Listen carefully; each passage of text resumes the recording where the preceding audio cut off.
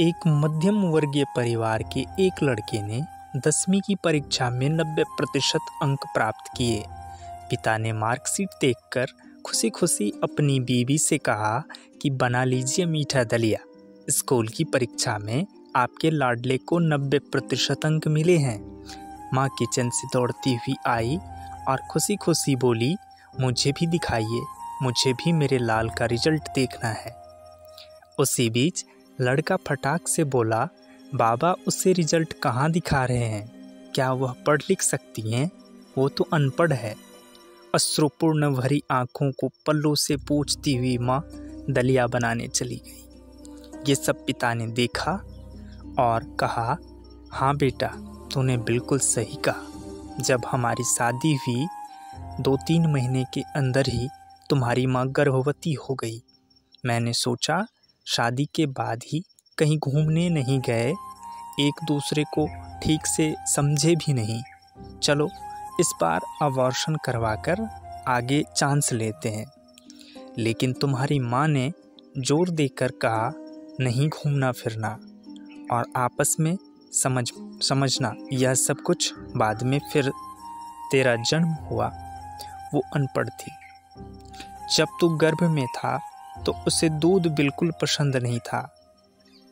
उसने तुझे स्वस्थ बनाने के लिए हर दिन 9 महीने तक दूध पिलाया, क्योंकि वो अनपढ़ थी ना। तुझे सुबह 7 बजे स्कूल जाना रहता था, इसलिए सुबह 5 बजे उठकर तेरा मनपसंद नाश्ता और डिब्बा बनाती थी, क्योंकि वो अनपढ़ थी ना।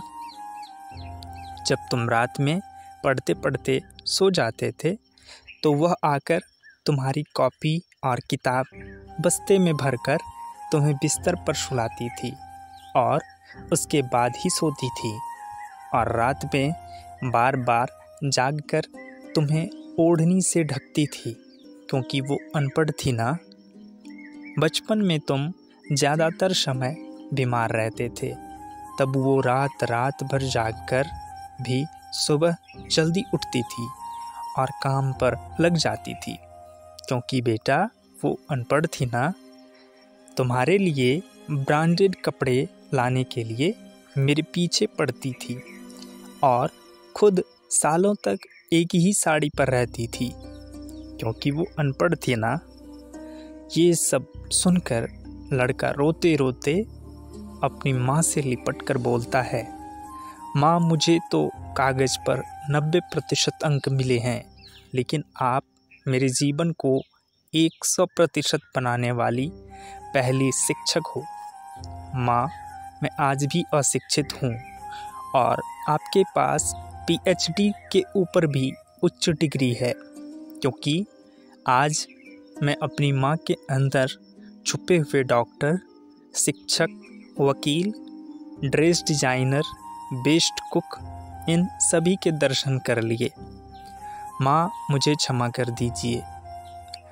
बेटा, जो आपकी नज़र में पढ़े लिखे लोग हैं ना, वो सब पहले अपना स्वार्थ और मतलब देखते हैं, लेकिन आपकी माँ ने आज तक कभी नहीं देखा, क्योंकि अनपढ़ है ना वो खाना बनाकर और हमें परोसकर कभी कभी खुद खाना ही भूल जाती है। इसलिए मैं गर्व से कहता हूँ, तुम्हारी माँ अनपढ़ है। धन्यवाद।